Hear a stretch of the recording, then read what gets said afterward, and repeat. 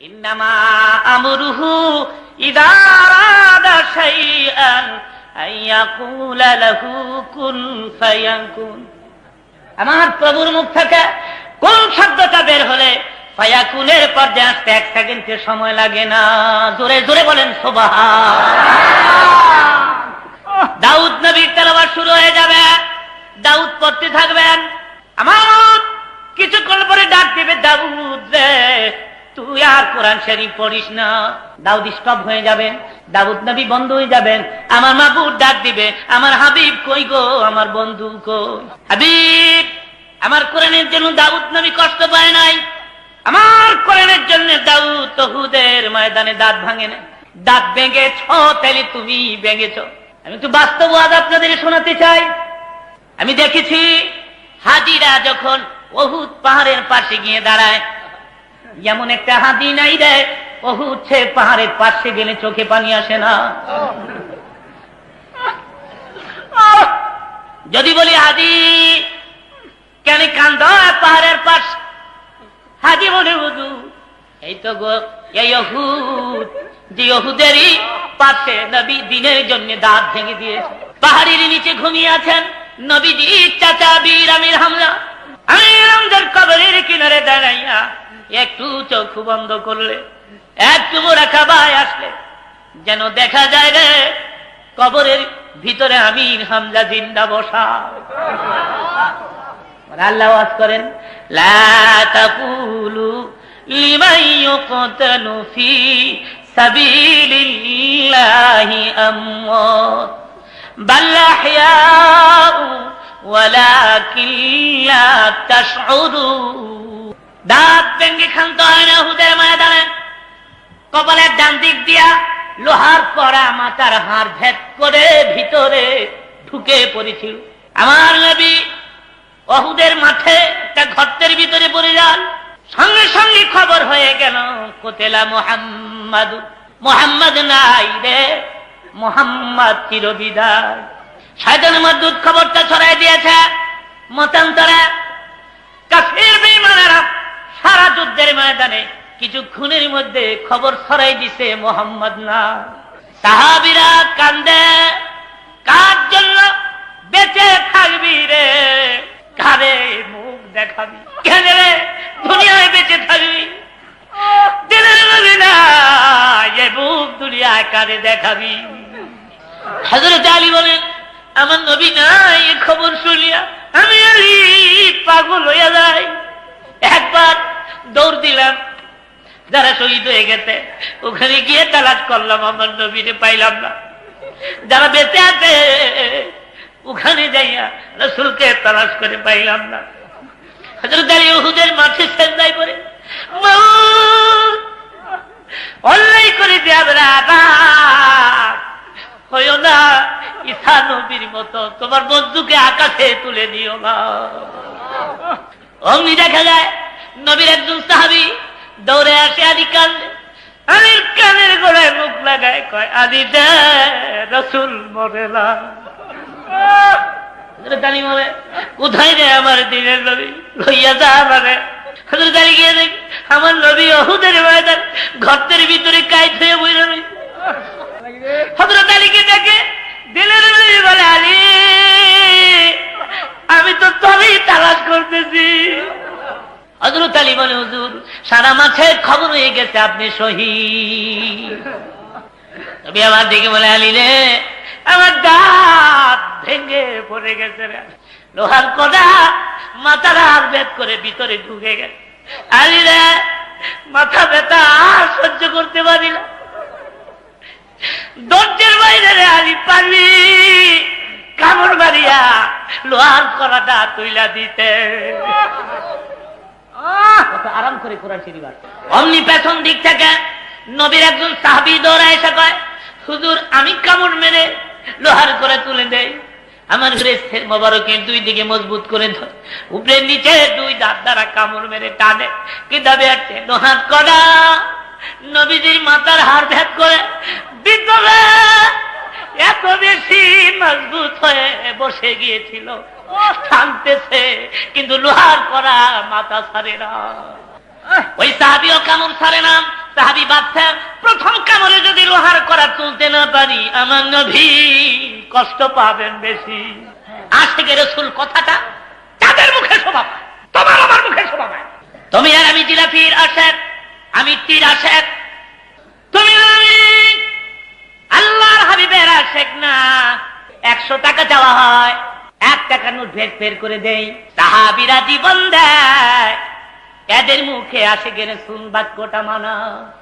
এবার নবীর সাহাবী হঠাৎ করে এমন জোরে কামড় মেরে টান দিছে, লোহার করাটা ছট করে ছুটে আসছে।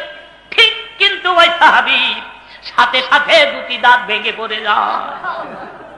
সাহাবী মুখের পরে হাত লাগায় পেছনের দিকে সরে যায়। নাই বলে কি হয়েছে রে সাহাবী? কিচ্ছু হয় না। সাহাবী ভাবতে আমার দাঁত ভেঙে গেছে, এই সময় নবী শুনলে দুঃখ পাবে। কেমন আশিক ছিল তারা, তুমি আর আমি কেমন আছি? তুমি আর আমি বোকাত বারকা আশেক, সাহাবীরা ছিল সত্যিকারের আশেক। রক্তগুলো মাথার থেকে বের হয়ে সারা দেহ লাল হয়ে যায়, উহুদের ময়দান লাল হয়ে যায়। হঠাৎ করে পেছন দিক থেকে আরেক সাহাবী আইসা কয়, কার রক্ত রে? উহুদের ময়দান লাল করে। একজনে ডেকে বলে, নবীর গায়ের পবিত্র রক্ত। সাহাবী চিৎকার মেরে উহুদের মাটি পড়ে যায়, না আমি নবীর রক্ত উহুদের মাটির সঙ্গে মিশতে দিব না। জিহ্বা বের করে চেটে চেটে রক্তগুলো পান করে।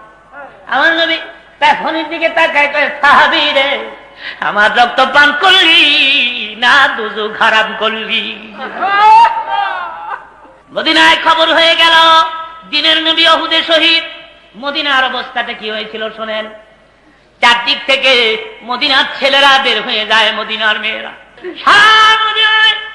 কান্নার রোল পয়দা হয়ে গেল, রাসূল নাই গো, রাসূল নাই। শুধু কি তাই, উহুদের ময়দানে নবী শহীদ শুনিয়া দুধের বাচ্চা মাছ তনে মুখ লাগায় না। নবীর এক সাহাবীর নাম ছিল হযরত হানজালা রাদিয়াল্লাহু তাআলা। ফরজ গোসল করার জন্য পানির কিনারে গিয়ে দাঁড়ায়। অমনি কে জানো রে, মদিনার পথ দিয়ে বলে যায়, মদিনার ছেলেরা রে, মদিনার মেয়েরা গো, দিনের নবী উহুদে শহীদ। হযরত হানজালা এই কথা কান স্পর্শ হলে সঙ্গে সঙ্গে গোসলের কথা বলে যায়। দৌড়ে গিয়ে বলি, তরবারিটা কই, তাড়াতাড়ি দে। বিবি বলে, তুমি তো না পাক গোসল করো নাই, তরবারি দিয়ে কি করবে? তরবারি হাতে লইয়া হানজালা বলে, বিবি গো কার জন্য গোসল করব? কেন গো গোসল করব? আমার দিনের নবী উহুদে না। বিদায় দে, দেখা হবে হাসরের ময়দানে। তবে আসছে নবীর প্রিয় সাহাবী হযরত হানজালা উহুদের ময়দানে শহীদ হয়ে যায়। যুদ্ধ বন্ধ হয়ে গেল। আমার নবী দেখে বলেন, ও সাহাবীরা, যারা শহীদ হয়েছে তাদের বিনা গোসল কবর দিয়ে দে। আসতে পারি হুজুর, শুহাদায়ে কেরামদেরকে বিনা গোসল কেন কবর দেওয়া হয়? জবাব হলো, রক্তমাখা অবস্থায় শুহাদায়ে কেরাম কিয়ামতের মাঠে আল্লাহর দুয়ারে উঠে দাঁড়াবে। আমার মাহবুব ডেকে ডেকে বলবেন, কিরে বান্দা আমার, এত রক্ত তোর গায়ে? ডেকে বলবে, আল্লাহ জামিনে তোমার দিন কায়েমের জন্য, ধর্মকে প্রতিষ্ঠা করার জন্য যুদ্ধের ময়দানে শহীদ হয়ে রক্তমাখা অবস্থায় তোমার দরবারে হাজির হয়ে গেছি। যারা শহীদ তাদের বিনা গোসল কবর চলছে। হঠাৎ করে দেখা যায় বহুদূর থেকে আবলাকে সারপাগুলো ভেস একটি মহিলা আসতেছে। নবীর পাশে দাঁড়ায় আল্লাহর হাবিবকে সালাম আনতে ডেকে ডেকে বলে, হুজুর সবাইকে গোসল ছাড়া কবর দিবেন, আমার স্বামী গোসল ছাড়া কবর দিবেন না। নবী আমার আশ্চর্য হয়ে বলেন, কি নাম তোমার? কোথায় তোমার ঘর আর কোথায় তোমার বাড়ি? কি পরিচয়? হুজুর আমি আপনার প্রিয় সাহাবী হযরত হানজালার স্ত্রী। হানজালা কোথায় গো? হুজুর ফরজ গোসল করার জন্য পানির কিনারে দাঁড়ায়। কে যেন রে মদিনার পথ দিয়ে বলে যায়, দিনের নবী উহুদে শহীদ। আপনি শহীদ হয়ে গেছেন, আপনি চিরবিদায় হয়ে গেছেন। এই খবর শুনিয়া আমার স্বামী গোসলের কথা ভুলিয়া যায়, দৌড়ে আমার কাছে হাজির হয়। ডেকে বলে, বিবি গো তরবারিটা দে, আমার দিনের নবী ওহুদে নাই গো, কার জন্য গোসল করব? বিদায় দে গো, দেখা হবে আসরের ময়দানে। হুজুর, আমার প্রাণের স্বামী না পাক, গোসল ছাড়া কবর দিয়েন না। আবার নবী ডেকে বলেন, সাহাবীরা, আমার হানজালার লাশ কোথায় বের কর, গোসল দে। আমাদের কাছ থেকে আওয়াজ আসে, জিবরাইল রে, ওহুদে আমার বন্ধুর কাছে যা, আমার সালাম বলে দে, আর বলে দে যে হানজালা আমার হাবিবের জন্য জীবন দিতে পারলো, আমার হাবিবের প্রেমে পড়ে গোসলের কথা পর্যন্ত ভুলে যেতে পারলো। আমি মাবুদ চাই না রে দুনিয়ার সাধারণ পানির দ্বারা তার গোসল হোক। হাবিব আমার একটু আকাশের দিকে তাকায় দেখে, আমার রহমতের ফেরেশতারা জান্নাতের বরকতি পানি দিয়ে হানজালারে গোসল দিয়েছে। আমার নবী বলে, খবরদার আমার হানজালার কাছে যাস না, তার গোসল হয়ে গেছে রে। নবীর সাহাবী বলে, নবীর কথা বাস্তব পরীক্ষা করার জন্য আমি হানজালার লাশের কিনারে গিয়ে দাঁড়ায় দেখি চুলে রাগা বেবে, দাড়ি রাগা বেবে, পানির ফোঁটা বহুদের মাটি স্পর্শ করতেছে, যেন সবে মাত্র হানজালাকে গোসল দেওয়া হয়েছে। জোরে জোরে বলেন সুবহানাল্লাহ।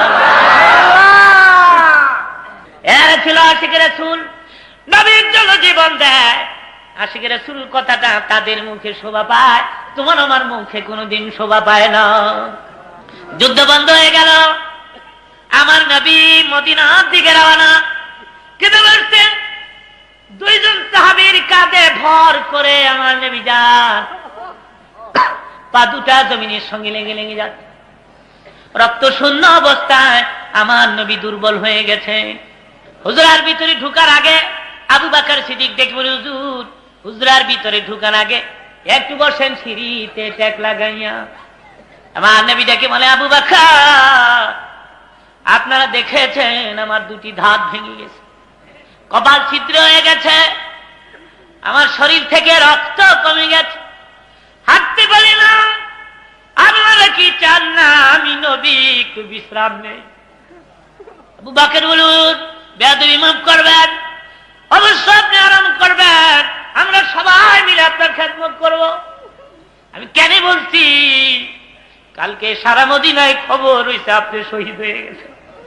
মদিনার ছেলেরা কান্দে, মদিনার ছোট্ট ছোট্ট মেয়েগুলো কান্দে, মদিনার মাসুম বাচ্চা, দুধের বাচ্চা মাছ তোলে মুখ লাগায় না। ওই ছেলে মেয়েগুলো শুনেছে আপনি শহীদ হল্লাই, আপনি ফিরে আসতেছেন।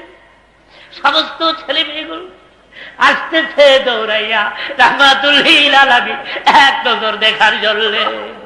নবীর জিন্দেগীর এই করুণ ডায়লগ শুনে যারা চোখে পানি রাখতে পারলেন না, যাদের চোখের কোটা ভিজে গেল, যাদের অন্তরে দুঃখ লাগলো, মাহফিল সাক্ষী কিয়ামতের মাঠ যেদিন শুরু হবে, তোমার আমার চোখের পানি আল্লাহর দুয়ারে গিয়ে দাঁড়া, ডেকে ডেকে বলবি, প্রভু গো, তোমার নবীর জীবনী শুনে বান্দা কাঁদতে, আমি আমার কান্দনে ব্যক্তিকে জাহান্নামের আগুনে জ্বলতে দিব না।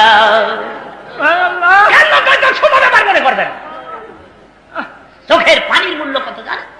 খোদার ভয়ে গুনাহের কথা মনে করিয়া, নবীজির আশকি করিয়া 2 ফোঁটা চোখের পানি ছেড়ে দিয়েছ। খোদার কসম, এই 2 ফোঁটা পানি এক পাল্লায় রেখে দাও, তামাম পৃথিবী আর এক পাল্লায় রেখে টাক দাও, সারা পৃথিবীর চেয়ে তোমার চোখের 2 ফোঁটা পানির ওজন আল্লাহর কাছে অনেক বেশি।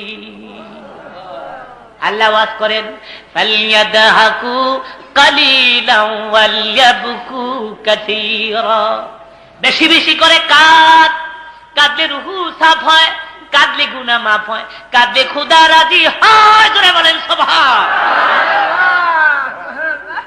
আমার আল্লাহ বলেন, বান্দারা আমি যখন দেখি তুই কান্দস, আমি যখন দেখি তোর গাল বেয়ে বেয়ে পানির ফোঁটাগুলো ঝরে ঝরে পড়তেছে, আমার মায়া লাগে রে বান্দা। অমনি প্রভু আমি তোমার সামনে হাজির হয়ে যাই, কুদরতি হাত বাড়াইয়া দে বান্দা, তোর চোখের পানিগুলি মুছতে থাকি। আর আমি ডেকে ডেকে বলতে থাকি, আর কান্দিস না, জিন্দেগীর সব গুনাহ মাফ করে দিলাম। কান্নাটা আল্লাহর কাছে সবচেয়ে প্রিয়। গালিবান হযরত মুসা কালিমুল্লাহ পথ দিয়ে যান, উনি শোনেন পাথর কান্দে, ডেকে ডেকে বলে, পাথর রে কেন রে তুই কান্দোস? পাথর ডেকে বলে, পয়গম্বর মহান আল্লাহ কোরআন শরীফে ওয়াজ করেছেন, পাথর এবং মানুষ জাহান্নামের ইন্ধন হবে, মানুষ আর পাথর দিয়া জাহান্নামকে চাটাবে আল্লাহ। সুতরাং জাহান্নামের আগুনের ভয়ে আমি পাথর কান্দি। আপনি আকাশ থেকে খবর আসে, পয়গম্বর পাথরকে তুমি বলে দাও আমি তার কান্না মঞ্জুর করলাম, এর বিনিময়ে আমি তার জন্য দুজক হারাম করলাম। পয়গম্বর ডেকে বলে, পাথর রে তোর কপাল লাগছে, তোর কান্না আল্লাহ কবুল করতে দে, আর কান্দিস না, দুজক তোর জন্য হারাম। পাথরের কান্না বন্ধ হয়ে যায়। পয়গম্বর চলে গেলেন। বিকাল বেলায় পুনরায় পথ দিয়ে আসতেছেন, আবার শুনে পয়গম্বর পাথর কান্দে, ডেকে ডেকে বলে, পাথর রে আবার তুই কেন কান্দোস? পাথর জবাব দেয়, পয়গম্বর এতদিন কেঁদেছি জাহান্নামের আগুনের ভয়ে, কান্নার বিনিময়ে জাহান্নামের আগুন হারাম হয়েছে যখন, তখন আমি বুঝতে পারলাম কান্নাটা আমার আল্লাহর কাছে সবচেয়ে বেশি প্রিয়। এতদিন কেঁদেছি দুজকের আগুনের ভয়ে, আজকে থেকে কিয়ামত পর্যন্ত কাঁদবো আমার আল্লাহকে হাত করার জন্য। আপনারা বলেন সুবহান। কিন্তু আমাদের অন্তর যে শক্ত হয়ে গেছে, এই চোখে যে পানি আসে না। একটু দুরূদ শরীফ পড়েন, আল্লাহুম্মা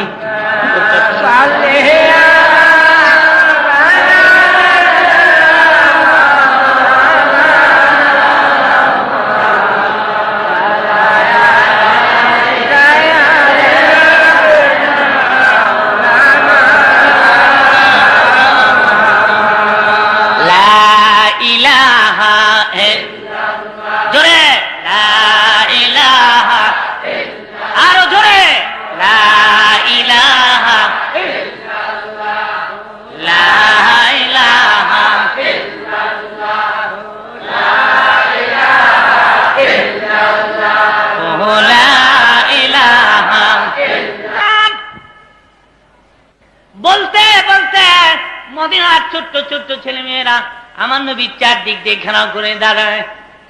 আমার নবী সুন্দর চেহারার দিকে এক দৃষ্টিতে তাকিয়ে আছে।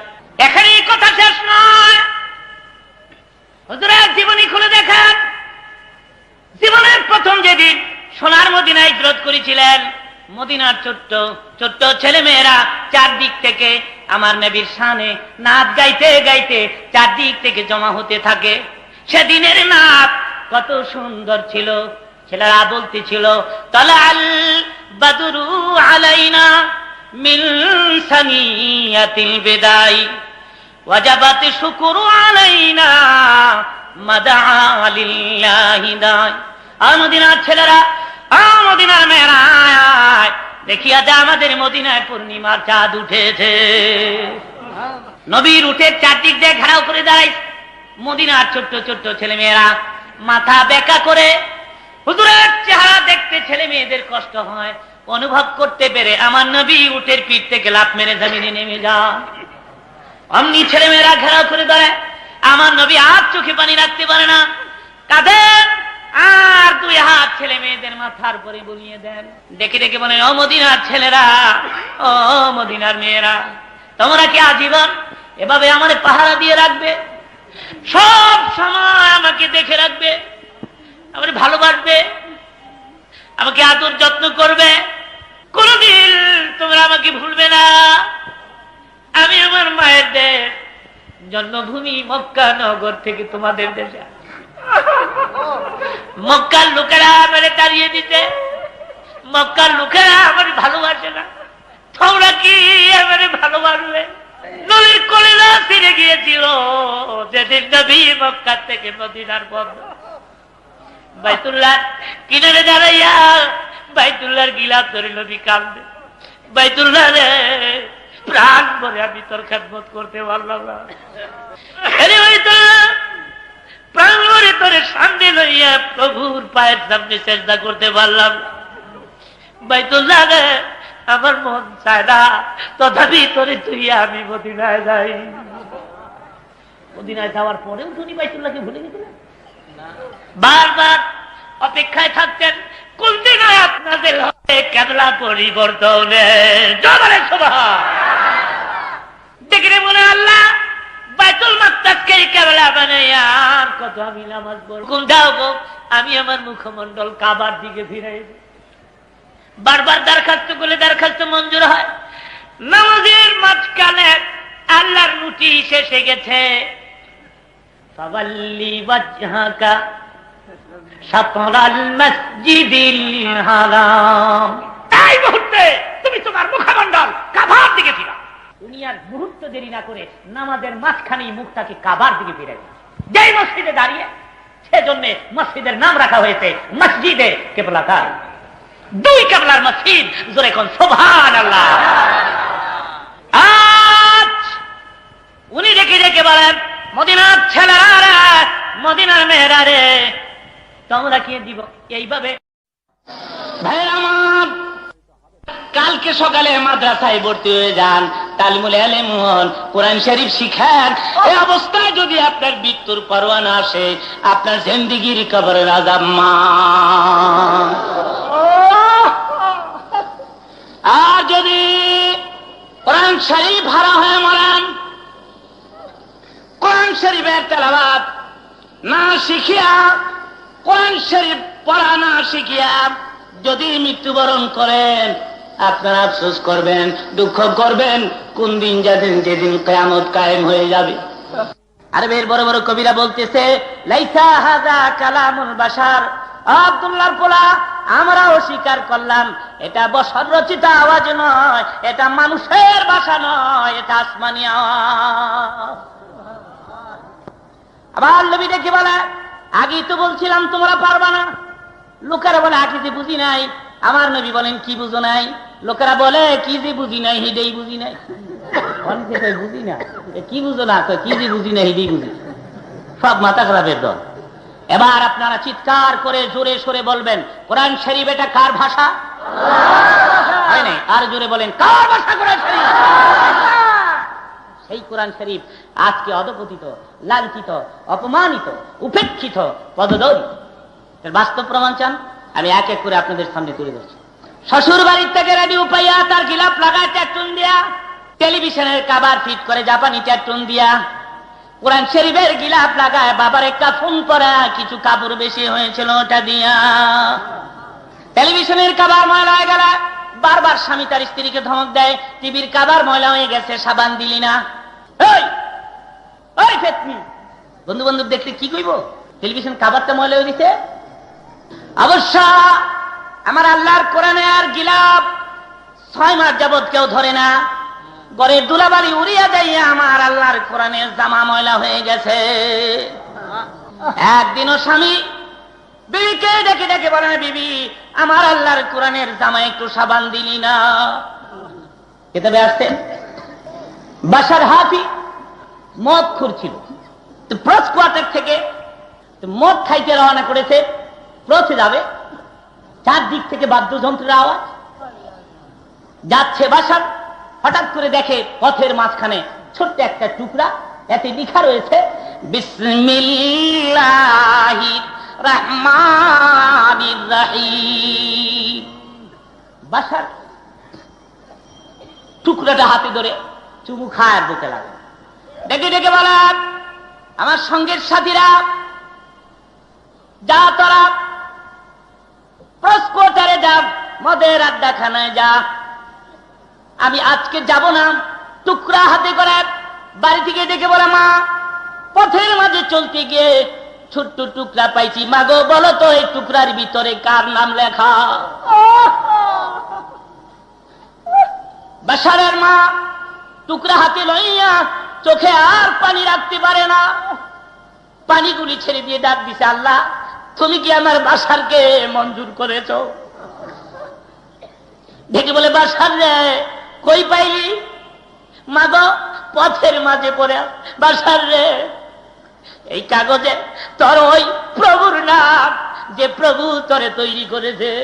খোদার 3টা নাম। বাসার দেখে বলে, মা আমার প্রভুর নাম কোথায় রাখলে সুবিধা হবে? আতর লাগাইয়া মখমলের কাপড় দিয়ে পেঁচাইয়া মাথার উপরে রেখে রাতভর পাহারা দেয় আল্লাহ 3টি নামকে। বাসা ঘুমিয়েছে, বাসার ঘুমের করে শুনে কে যেন চিৎকার করে ডাকতেছি, বাসার রাফাতা ইসমি ফারাফানাক। আরে বাসার পথ থেকে করিয়ে এনে আমার নামকে এত উপরে তুই স্থান দিলি রে বাসার, যা আমিও তোর নামটা উপরের আমার দরবারের বিশেষ বিশেষ, আমার আদরের বিশেষ বিশেষ বন্দাদের নামের সঙ্গে তোর নামটাকে উপরে আমি লিখে দিলাম। কোরআন শরীফ লিখিত ছোট্ট টুকরার ইজ্জত করে মানুষ আল্লাহর ওলি হয়েছে। করে বলেন সুবহানাল্লাহ। আজকে সে কোরআন শরীফের কদর আমার কাছে নাই, আপনার কাছে। কোরআন শরীফ আপনার ঘরের তাকিয়ায় বসে বসে বলে, আল্লাহ যে ঘরের লোকেরা আমাকে ধরে না, যে ঘরের লোকেরা আমাকে বুকে লাগায় না, আমার চুমু দেয় না, আমার তেলাওয়াত করে না, অপ্রভু ওই ঘরে তুমি তোমার গজব দিতে পারো না। যার ফলে দেশে মহামারী হয়, কলেরা হয়, বসন্ত হয়, অতিবৃষ্টি, অনাবৃষ্টি, শিলাবৃষ্টি, মারামারি, চুরি ডাকাতি, যেটা বোমবাস্টিক মার খেয়ে দেশে শুরু হয়েছে।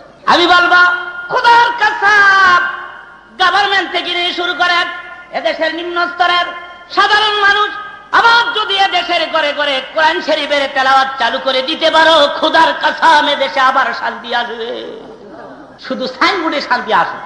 সরকার বাহাদুর কোরআন শরীফের ইবারতের সাইনবোর্ড রাস্তার মোড়ে মোড়ে লিখেছেন, ইন্নাল মুবাযযিরিনা কানু ইখওয়ানা শায়াতিন ইসবিরু সাবিরু ওয়া রাবিতু ওয়াতাসিমু বিহাবলিল্লাহি জামিয়া। এই সব কোরআন শরীফের আয়াতের বড় বড় সাইনবোর্ড লিখে শহরের মোড়ে মোড়ে লাগিয়েছেন শান্তি প্রতিষ্ঠা করার জন্য। আমি বলবো শুধু সাইনবোর্ডেই কি শান্তি হয়, না ভেতরেও কিছু থাকতে হয়? কিছু বলেন না কেন? ডাক্তার সাহেব ডিসপেন্সারির সামনে সাইনবোর্ডে লিখেছেন এখানে যাবতীয় সর্বপ্রকারের ঔষধ পাওয়া যায় বা যাবে। একজন গিয়ে কয়, ডাক্তার পিত্তশুল ব্যথার ট্যাবলেট আছে? নাই। খুজলি ব্যথার মলম আছে? সকালে ছিল, শেষ হয়ে গেছে। ক্যান্সার রোগের ইনজেকশন আছে? তাও তো নাই। হে ডাক্তার, আপনি লিখেছেন যাবতীয় সর্বপ্রকারের ঔষধ পাওয়া যায়, অবশ্য একসাথে আপনার ডিসপেন্সারিতে 3টি প্রকারের মেডিসিন পাওয়া গেল না। ও ডাক্তার, এই সাইনবোর্ড নামান, নামায়া কাটেন, কাইটা লেখেন কিছু কিছু ঔষধ পাওয়া যায়, পুরো ঔষধ পাওয়া যায়। ইমাম মালিক রাহমাতুল্লাহ আলাইহি আল্লাহকে 100 বার স্বপ্নে দেখেছেন। সুবহানাল্লাহর জোরে কর। আপনি দেখেছেন কয়বার? আমি দেখেছি কয়বার? ইমাম মালিক 100 বার আল্লাহকে স্বপ্ন। 100 বার ইমাম মালিক প্রশ্ন করেছেন, আল্লাহর সবচেয়ে উৎকৃষ্ট ইবাদত কোনটা? আল্লাহ বলেছেন, ইমাম মালিক রে, সবচেয়ে উৎকৃষ্ট আমার কাছে কোরআন শরীফের তেলাওয়াত। তাই দেখা গেছে আল্লাহর ওলিরা মৃত্যুবরণ করার পরেও কোরআন শরীফের তেলাওয়াত শোনার আগ্রহ পেশ। কথা প্রসঙ্গে ছোট্ট একটি ঘটনা আমি আপনাদেরকে শোনাবো। গালিবান হাফেজ আব্দুল খালেক মেসরি মূলকে মিশরে তার বাড়ি ছিল। এমনিও মিশরের লোকেরা সুন্দর কোরআন শরীফ পড়তে পারে। বর্তমান বিশ্বের সবচেয়ে বড় মিশরের অধিবাসী, যে কারি সাহেবের তেলাওয়াত ক্যাসেট বিক্রি হয় পৃথিবীর সমস্ত মুসলিম কান্ট্রি। কারি আব্দুল বাসের সাহেব। আমাদের ইমাম সাহেব খারাপ পড়ে না, বড় সুন্দর পড়ে। আমার কাছে এত ভালো লাগে তার তেলাওয়াত। প্রশংসার সামনাসামনি ভালো নয়, না হয় 10 মিনিট আমি প্রশংসাই করতাম। এত সুন্দর পড়ে। মাশাআল্লাহ। কেতবে আসছে হাফেজ আব্দুল খালেক মেসরি, তার পেটে ব্যথা, 6 মাস যাবত পেটের ব্যথা ভালো হয় না। তো এক ব্যক্তি ডেকে বলে, খালেক অমুক এলাকায় আল্লাহর ওলি এক কবর আছে, ওখানে গিয়ে কোরআন শরীফ খতম করে শোনাও, দোয়া করো, আল্লাহর কাছে হয়তো ভালো হতেও পারো। খালেক মিসরি ভাবছে পরামর্শটা মোটামুটি খারাপ না। তো কবরের পাশে বসে, ওলি আল্লাহর কবরের পাশে বসে পেটের ব্যথা সহকারে 30 পারা কোরআন শরীফ পুরোটা খতম করছে। অতবার হাত তুলে দেখি বলে, আরে আল্লাহর ওলি, মুসলমান হিসাবে জানি আল্লাহর ওলিরা মৃত্যুবরণ করে না, সেজন্য তোমার কবরের পাশে 30 পারা কোরআন খতম করেছে। এটাও জানি তুমি আমারে ভালো করতে পারো না, মন্দও করতে পারো না, তবে তোমার কবরের পাশে কোরআন শরীফ খতম করেছি, কারণ খোদার সাথে তোমার সম্পর্ক ভালো। তাই আমার পেটের ব্যথা যদি ভালো হয়ে যায়, আমার পেটের ব্যথা যদি ভালো হয়ে যায়, আমি খুশি হব, আল্লাহ বলি বেশি বেশি করে প্রাণ ভরে প্রভুর ইবাদত করব। কিতাবে আসছে মুনাজাত কমপ্লিট করার পরে যেন মনে হয় পেটের ব্যথা আগের চেয়ে একটু বেশি বেশি লাগে। কম্বুদুরের কথা আরবি বাড়ছে লাগে। আব্দুল খালেক আবার কষ্ট করে 30 পারা খতম কমপ্লিট করে আবার মুনাজাতে বলে, মুসলমান হিসেবে জানি আল্লাহর ওলিরা মরে না। আবার কষ্ট করে দ্বিতীয়বার খতম শোনাইলাম, তবে এটাও জানি তুমি আমার ভালো মন্দ কিছু করতে পারো না, আমার প্রভু ছাড়া কোরআন শরীফ পড়েছি, প্রভুর সাথে সম্পর্ক ভালো তোমার। তাই পেটের ব্যথা যদি ভালো হয় খুশি হব, বেশি বেশি করে প্রভুর ইবাদত করব। কেটে বাড়ছে, মনে হয় ব্যথা আরো বেশি বেশি লাগে। মিশরের মানুষ মেজাজ একটু করা কিচিমের, পার্শ্বের জঙ্গলার থেকে একটা বেত কেটে এনেছে, আবার সোজা দাঁড়ায়া কবরের পরে জোরে জোরে 3টা আঘাত করে, এক একটা আঘাতের চোটে কবর থেকে মাটিগুলো বেতের সাথে চারদিকে সরিয়ে দূরে বেত নিক্ষেপ করে দিয়ে যাচ্ছে। এতদিন জানতাম আল্লাহর ওলিরা মরে না, আজকের থেকে জানলাম আল্লাহর ওলিরা মরে যায়। কেটে বাড়ছে 6 মাসের মধ্যে যে হাফেজ খালেক মিস্ত্রির চোখে ঘুম নাই কেন জানি রে, হঠাৎ করে তার চোখে ঘুমতারি হয়ে যায়। ঘুমেরই ঘরে স্বপ্নে দেখে পাহাড়ের কেনার ঘষে ঘষে যাচ্ছে খালেক। আমনি পাহাড়ের আড়াল থেকে এক ব্যক্তি বের হয়ে আসে, সামনে দাঁড়ায় বলে, খালেক দাঁড়া, কাদাম বাড়াবার ক্ষমতা তোর নাই, দামাত তুলিয়া পিঠটা বের করে কে, এই দেখ 3টা আঘাত করে আমার পিঠটারে কি করছ। খালেক দৌড়ে গিয়া আল্লাহর ওলির পায়ে পড়ে যায়, হে আল্লাহর ওলি, হাতে ধরি পায়ে পড়ি, মেহেরবানি করে আমাকে মাফ করে দেন, আমি বুঝি নাই জানি নাই। আল্লাহর ওলি ডেকে বলে, খালেক রে, আমার কবরের পাশে যখন কোরআন শরীফ খতম করতেছিলি, খোদার কসম রে, আমার জীবনে এত মিষ্টি কোরআন তেলাওয়াত কোনদিন শুনি না।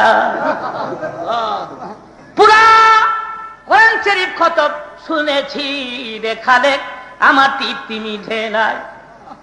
ভাবছি তুমি আবার এক খতম আমারে শোনা, আবার খতম শোনাইলি রে খালেক, আমার তৃপ্তি মিঠে নাই। ভাবছিলাম রে আবার নি তুই এক খতম আমারে শোনা, শোনাইলি না।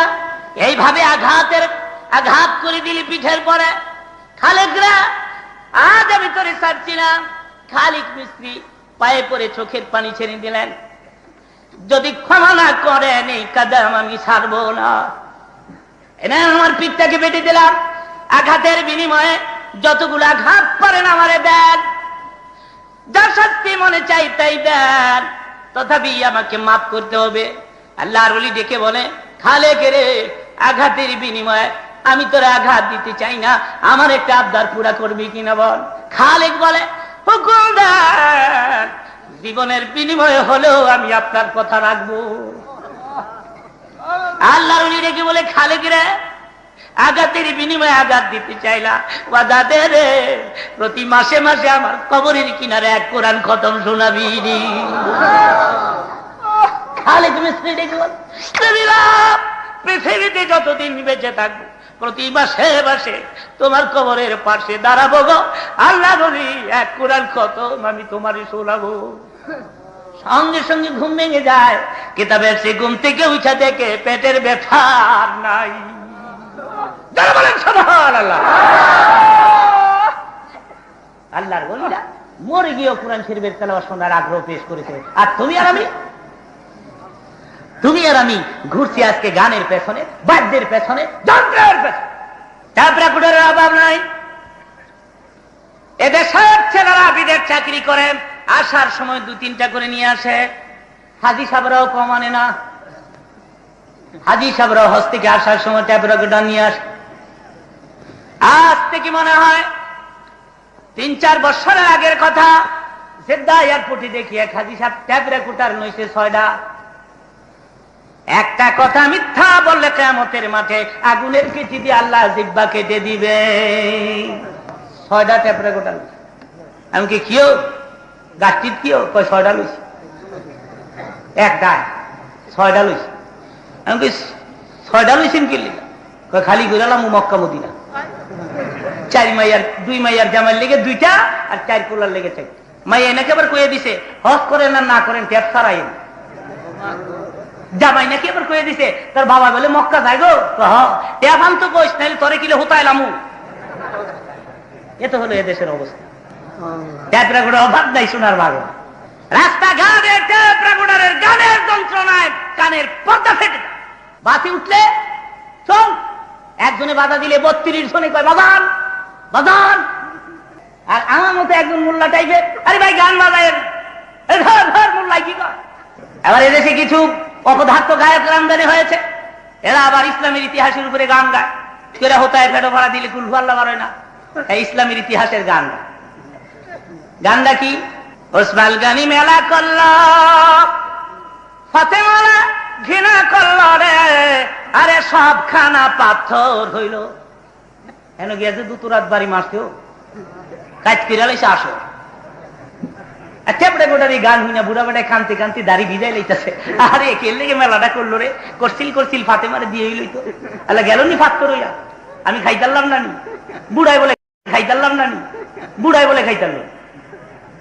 একটা জালিলুল কদর সাহাবী আশারায়ে মুবাশশিরা বিনা হিসাবে জান্নাতে যাবেন হযরত ওসমান গনি জিন্দেউরায়।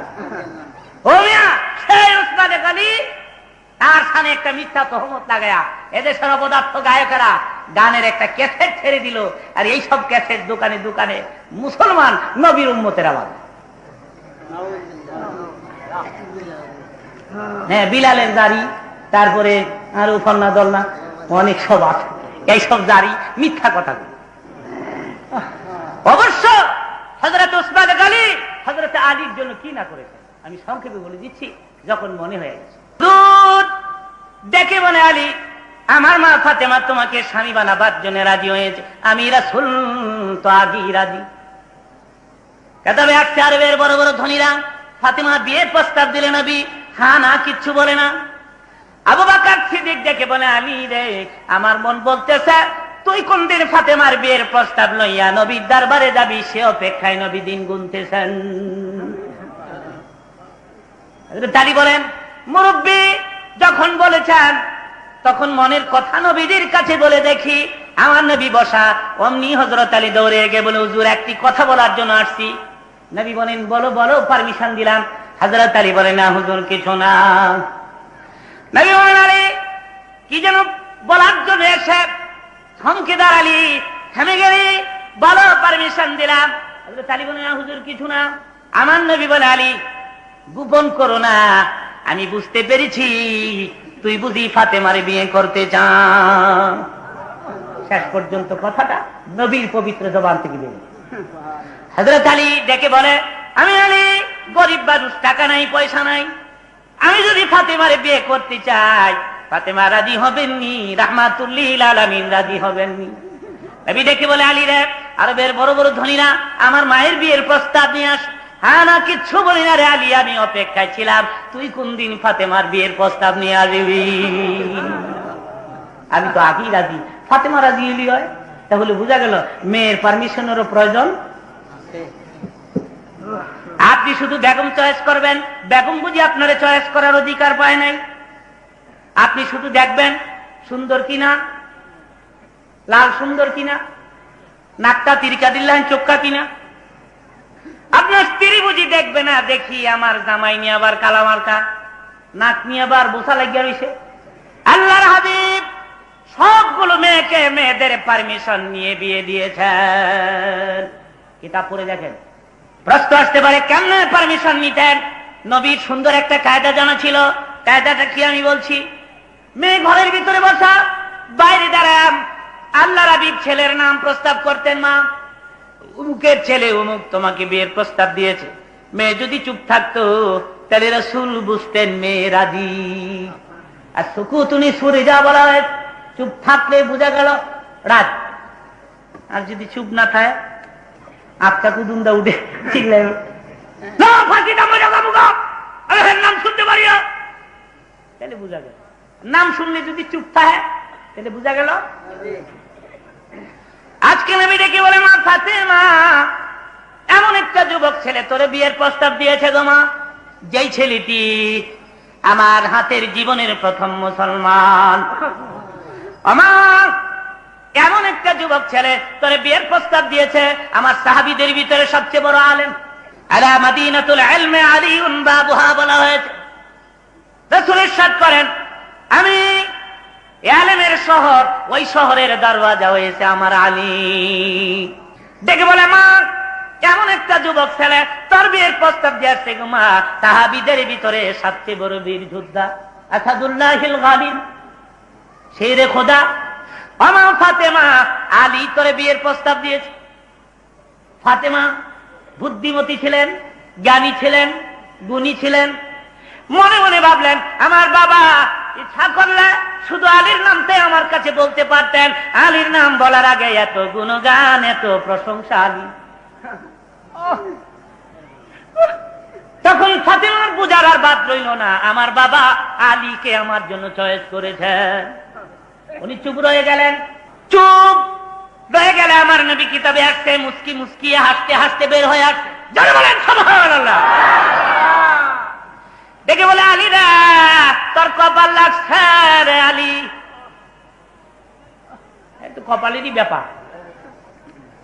ফাতেমার স্বামী হওয়া এ তাকদীর কি মামলা? নামাজি বেগম পাওয়া কপালে থাকতে হবে। পর্দানিসীন স্ত্রী পাওয়া কপালে। আলী তার কপাল লাগছে। আমার মা ফাতেমা তোকে স্বামী বানাবার জন্য রাজি হয়েছে। এইবার টাকা কুনি, পয়সা কুনি, কত জমাই সৎ হাজির কর। হযরত আলী বলেন, এমটি পকেট, এক টাকাও নাই, কেমনি বিয়ে করবি? হযরত আলী বলেন, হিজরতের পরে আমি আপনার বাড়িতেই তো থাকি, আপনার সংসারের 51ভুক্ত, আমি আলীও তো একজন সদস্য। আমার নবীর ঘরের চুলায় পাক হলে আমি খাই, নবীর ঘরের চুলায় যেদিন পাক হয় না, মদিনার পাথর আমি পেটে লাগাইয়া ঘুমাই। আমি কোথায় পাই টাকা, কোথায় পাই পয়সা?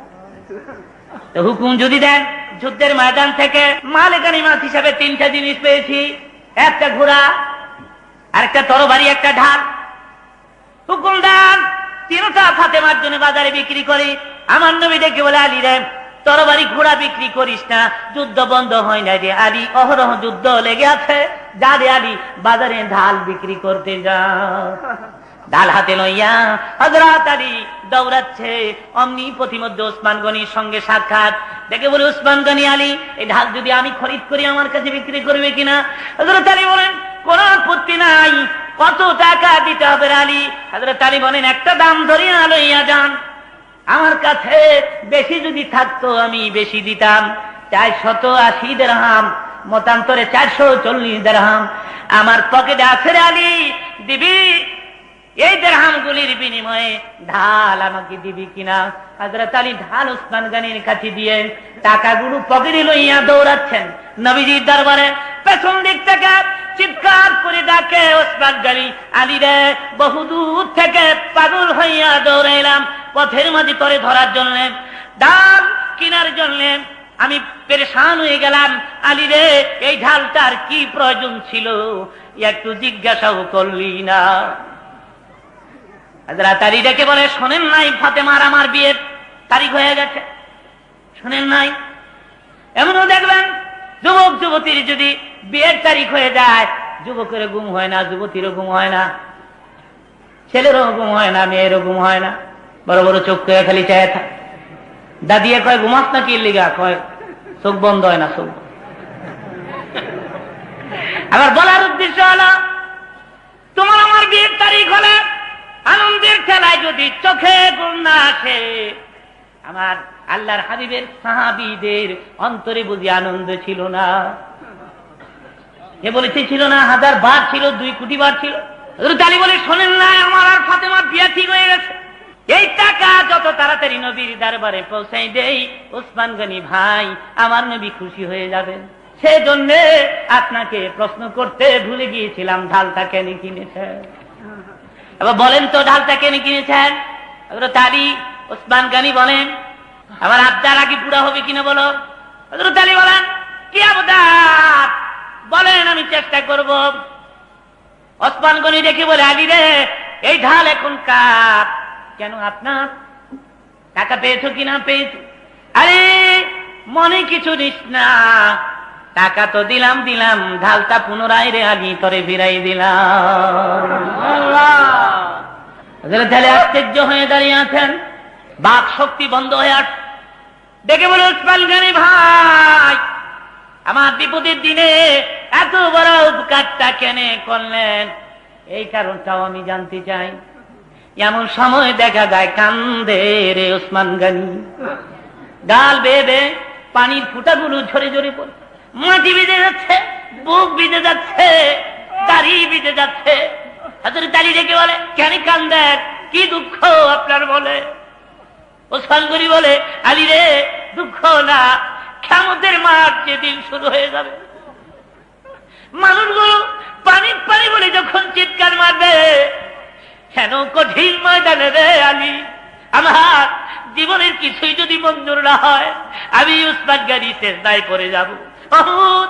দিল্লিগির কিছুই যদি কবুল না হয়ে থাকে, আমি একদিন নবীর মা ফাতেমার স্বামী আলীর উপকার করছিলাম, এই খাতিরে তুমি আমারে মাফ দিয়ে দাও। যেখানে হযরত আলী, হযরত ওসমান গনি হযরত আলীর এত সুন্দর উপকার করলেন, সেখানে এদেশের অপদার্থ গায়ে কারাম জাহেলের জাতেরা ওসমান গনির শানে তহমত লাগিয়ে একটা মিথ্যা গানের ক্যাসেট মার্কেটে ছেড়ে দিল। এগুলি নবীর উম্মতেরা কিনে কিনে পড়ে। জোরে বলেন নাউজুবিল্লাহ। এই সব জারি গানের ক্যাসেট আর কোনদিন শুনবেন? হাত তুলে আল্লাহকে দেখান, শুনবেন কিনা? নারায়ে তাকবীর, বিসমিল্লাহ, বিসমিল্লাহ। জবান জবান ওই ভাইরা আমার, তো বলতেছিলাম, আল্লাহর ওয়ালিরা মৃত্যুবরণ করার পরে কোরআন শরীফের তেলাওয়াত শোনার আগ্রহ পেশ করেছে। তুমি আমি গানের পাগল হয়ে গেলাম।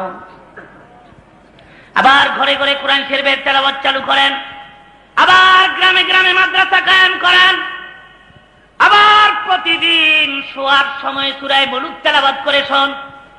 ঘুম থেকে উঠিয়া সূরা ইয়াসিন তেলাওয়াত করে অফিসে যান, জমিনে যান, বরকত হবে কিনা জোরে বলেন। আপনার জিন্দেগি সূরা মুলুক গুলো যেদিন মৃত্যুবরণ করবেন, যত প্রশ্ন পারো আমারই করো, আমি পাখি হয়ে তার পক্ষ থেকে জবাব দিব। আমি আজকে আপনাদের অনুরোধ করব, আমি জানি না এখানে এমন কোন মুসলমান আছেন কিনা যারা কোরআন শরীফ পড়তে পারেন না, যারা কোরআন শরীফ পড়তে পারেন না, যারা ছোটকালে পড়েছেন এখন ভুলে গেছেন। আমি আজকে আপনাদের আহ্বান করব, আপনারা তাড়াতাড়ি কালকে সকালে মাদ্রাসা নিয়মিত ছাত্র হয়ে যান, কায়দা খরিদ করিয়া। ওইদিকে লোক বেশি তো, সেই জন্য এদিকে একটু খেয়াল বেশি। ভাইরা আমার, কায়দা খরিদ করেন, কালকে সকালে মাদ্রাসায় ভর্তি হয়ে যান, তালিমুল ইলম হন, কোরআন শরীফ শিখেন। এই অবস্থায় যদি আপনার মৃত্যুর পরোয়ানা আসে, আপনার জিন্দেগির কবরের আযাব মা। আর যদি কোরআন শরীফ হারা হয়ে মরেন, কোরআন শরীফের তেলাওয়াত না শিখিয়া, কোরআন শরীফ পড়া না শিখিয়া যদি মৃত্যুবরণ করেন, আপনারা আফসোস করবেন, দুঃখ করবেন।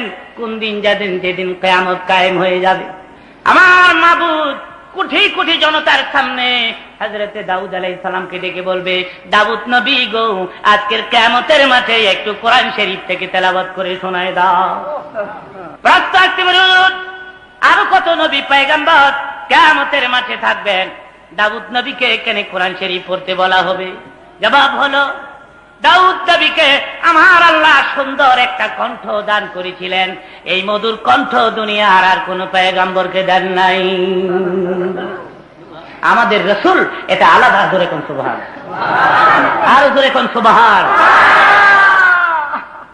ইউসুফ আলাইহিস সালামকে বড় রূপের পুরুষ আল্লাহ বানাইছে, আমাদের রাসূল এটা অন্য জিনিস, এটা একজন রূপের। জোরে কোন সুবহান। আমি আসতেছি ভৈরব বাজার 3 পট্টিতে, তৈরি হন বক্তৃতা শোনার জন্য। ঈদে মিলাদুন নবী রবিউল আউয়ালের চাঁদে আমি রাসূলের কিঞ্চিত জীবনী 3 ভৈরব বাজারে পেশ করার চেষ্টা করব। যদি আল্লাহ আমাকে বাঁচায় রাখেন তালি দিবেন না। খালাস, ওয়াজ মাহফিলে তালি নয়, মনে থাকবে, মনে থাকবে। ওয়াজ মাহফিলে বলতে হবে আলহামদুলিল্লাহ। জোরে বলেন আলহামদুলিল্লাহ, আর জোরে বলেন আলহামদুলিল্লাহ। তালি নয়, ও সব ওয়াজে গিয়ে তালি বাজাবেন না। একটু দুরূদ শরীফ পড়েন। আল্লাহুম্মা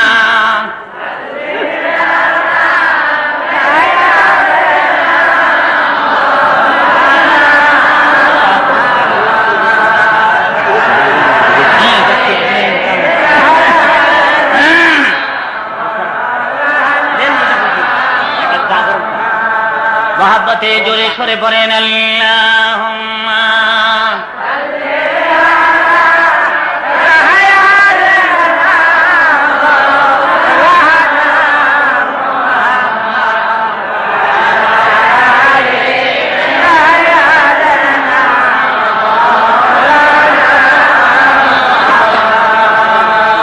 কোথায় রলেন প্রাণের রাসূল আমাদের ছাড়িয়া,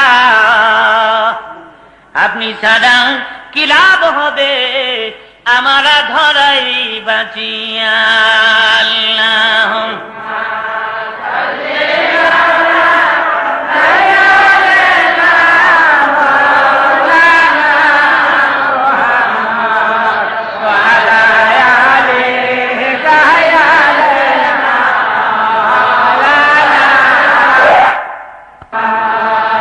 নবীর নামে যারা দিল ভাই এজাগতা কান্দে না, রোজ হাসরে বাইজান তারা নবীরই দেখা পাবে না।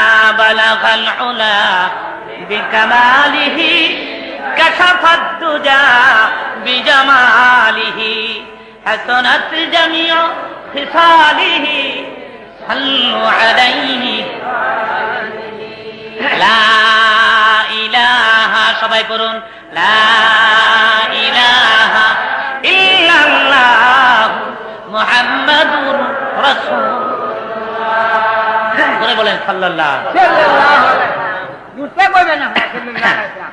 দাউদ আলাইহিস সালামকে কোরআন শরীফ পড়তে বলবে, উনি তো আমাদের যুগে ছিলেন না, উনি কেমনে কোরআন শরীফ পড়তে পারবেন? জবাব হলো, ভাইরা আমার, কালকে সকালে